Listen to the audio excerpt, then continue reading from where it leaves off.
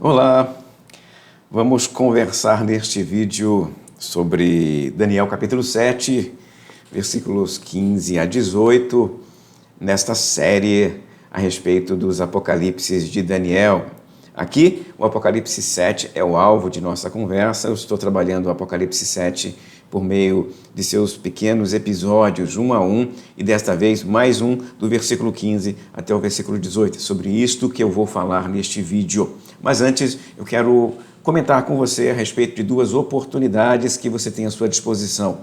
Aí nos comentários eu deixei para você um link para acessar a inscrição do meu curso de hermenêutica.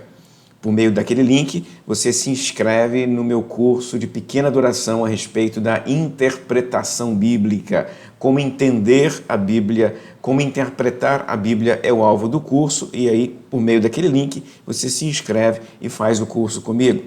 O outro link é para os meus livros. Eu tenho muito material publicado sobre Apocalipse, escatologia, sobre literatura apócrifa, são os temas que eu tenho trabalhado em livros. Você tem acesso por meio deste link ao Linktree. E lá no Linktree você vê os livros, alguns em e-book e alguns impressos. Você escolhe o que você quer e faz ali a sua compra. Então, duas oportunidades para você nos comentários. Vamos agora ao Apocalipse de Daniel, capítulo 7, versículos 15 a 18. O texto diz o seguinte: quanto a mim, Daniel, o meu espírito foi alarmado dentro em mim, e as visões da minha cabeça me perturbaram.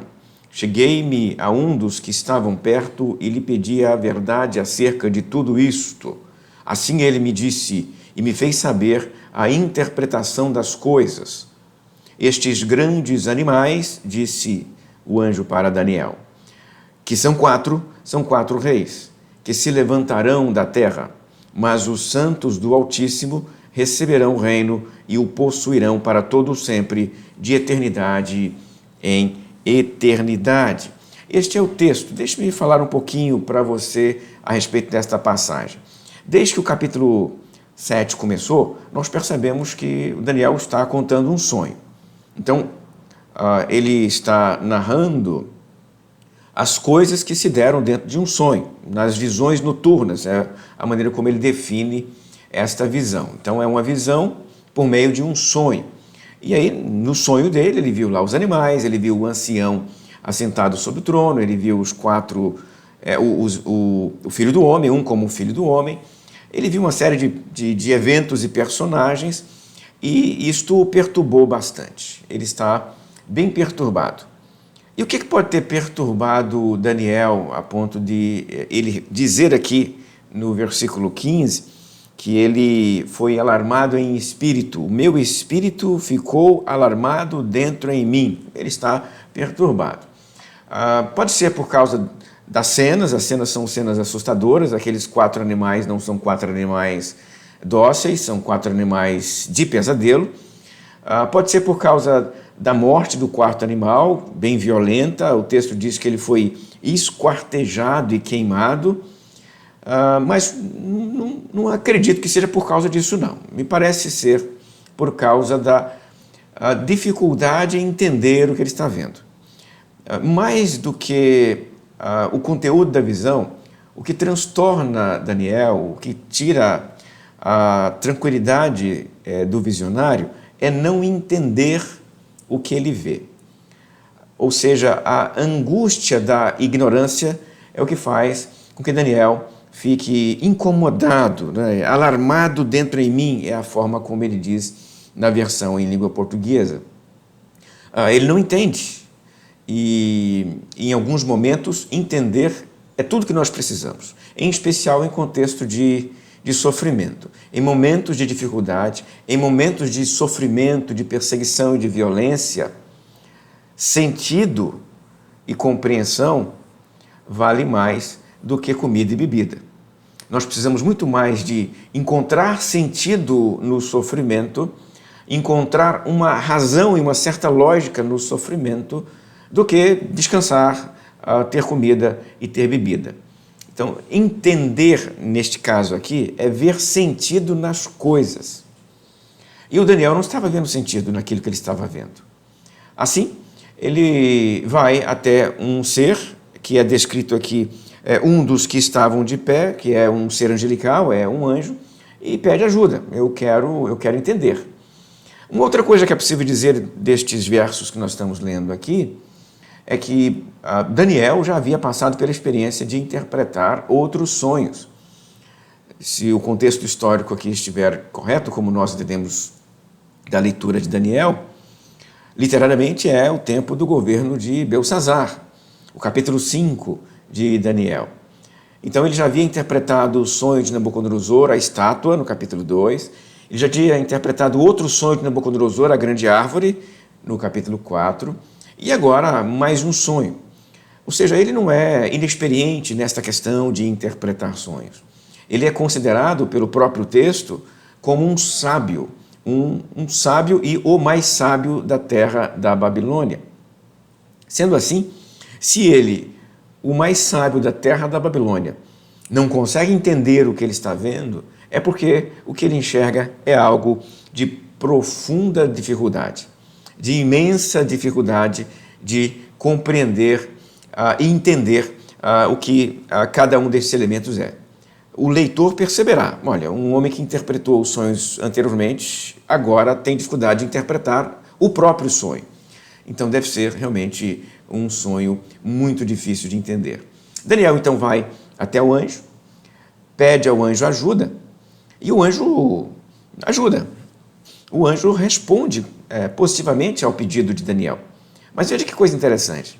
Daniel pede para entender as coisas, é o que ele pede, né? Para entender as coisas, e o anjo só responde secamente, no sentido de que abruptamente, curtamente, duas coisas. Primeiro, os 4 animais são reis. Acho que até agora não haveria dificuldade nenhuma em entender que os 4 animais são reis. Agora, o difícil é dizer que reis são esses, de onde para onde eles vão, qual a duração da existência de cada um destes governos, são as coisas que o leitor gostaria de saber. O leitor, então, tem na resposta do anjo uma confirmação de que os animais representam governos, poderios, reis, mas não recebe do anjo a identidade de cada animal. Não recebe, não. O anjo não entrega tudo. O anjo só diz uma coisa, parcialmente, aquilo que Daniel perguntou. A outra informação, os santos do Altíssimo governarão no reino de Deus para sempre, está relacionado com o Filho do Homem, aquele como um Filho do Homem que já apareceu antes, né?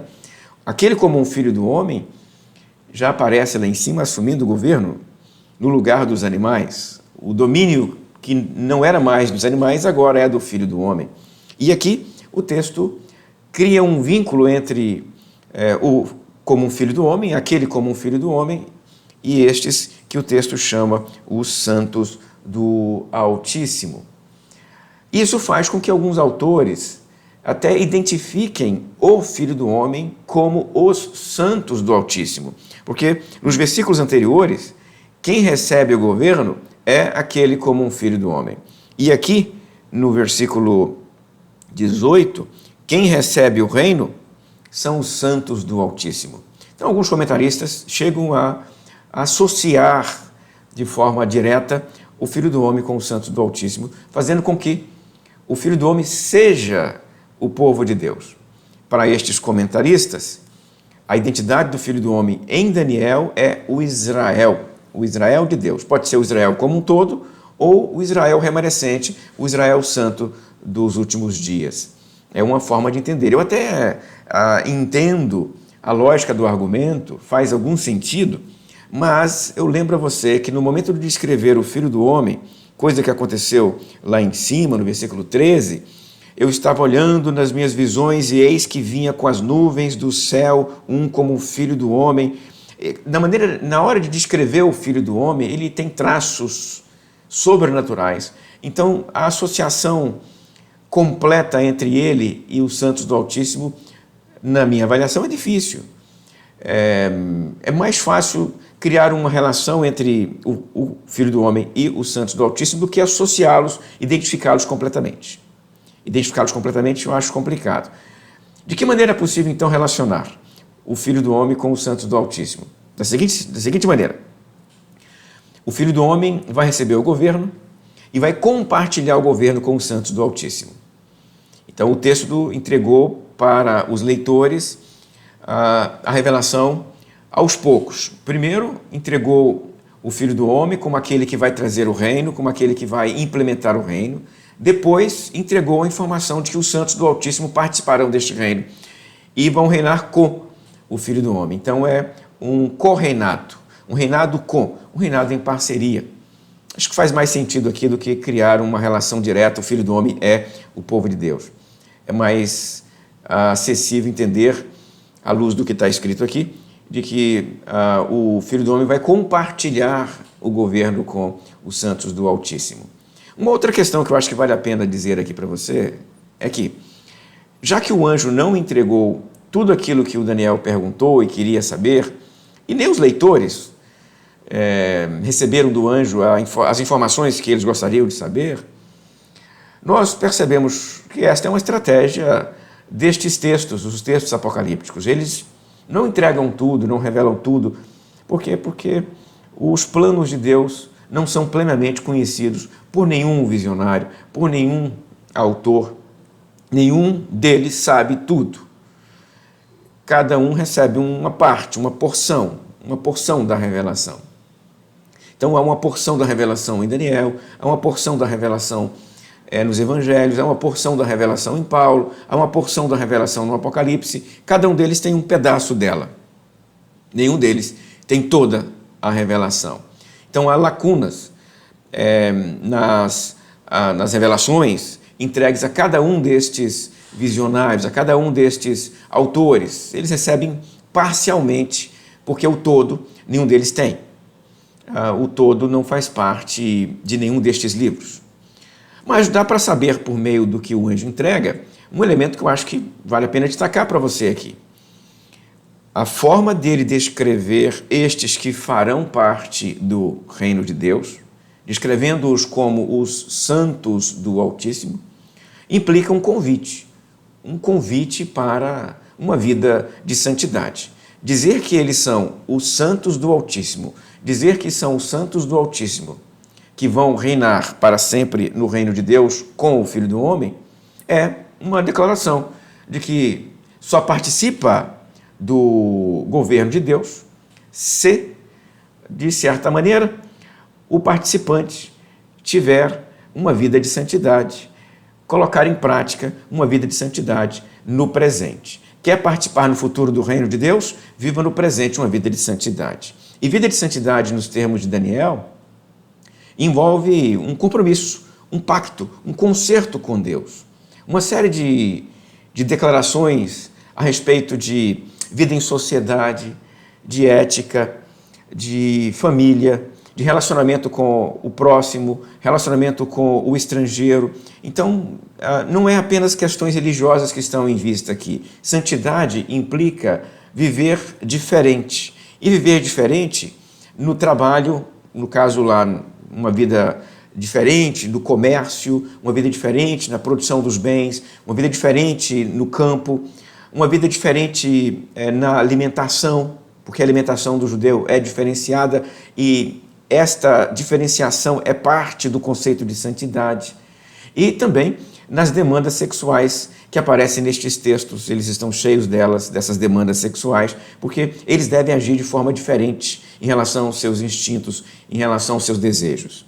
São estas práticas que distinguem o povo de Deus de qualquer outro povo. Estas práticas formam o requerimento, formam a característica, formam a natureza daqueles que farão parte do reino de Deus no futuro. Quer fazer parte dele no futuro? Viva no presente, como se você já estivesse mergulhado nesta demanda por santidade. Vamos parar por aqui. Eu quero apenas terminar com um pedido. Se você gostou desse vídeo, deixa aí o seu joinha, se inscreva no canal, comente aí embaixo o que você achou deste vídeo, se você concorda, se você não concorda, pode comentar à vontade aí embaixo e compartilhe o vídeo com alguém que talvez tenha o mesmo interesse e o mesmo gosto que o seu. Nós vamos nos encontrar numa próxima, se Deus quiser. Até lá.